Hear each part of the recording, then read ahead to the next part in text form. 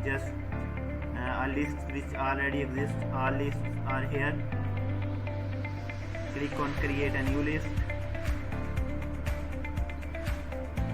Put the list name here. For charter schools.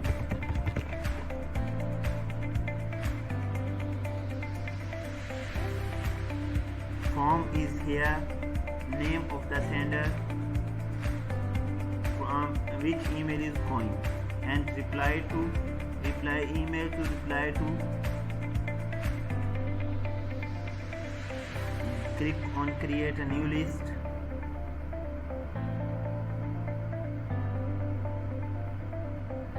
Just came back. Must ensure that your reply to is working perfectly if anyone want to reply.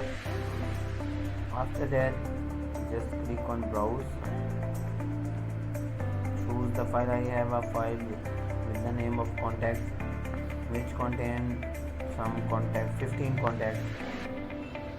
Just click on upload CSV file.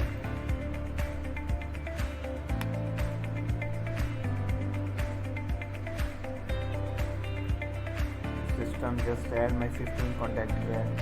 Then I am able to see the contacts. This is how we are able to create a contact